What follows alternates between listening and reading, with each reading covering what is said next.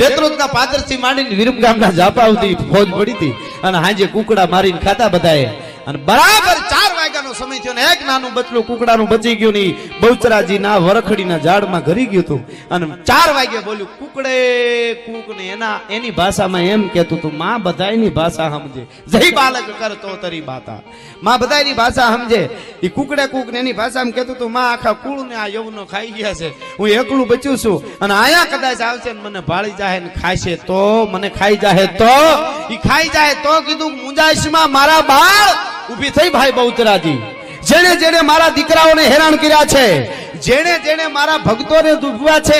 જેણે જેણે મારા કુકડાઓને ખાધા છે એના પેટ ફાડીને બહાર નો કાઢો તો હું બહુચરાજી નહીં કુકડિયા ભજન કિયા તળિયા ધાવાની માઈ તેથી મેખારા ઘટમાઈ તેમ બોલાવા બેચરા ઈ ફાટો કેતાની હારે કે કરે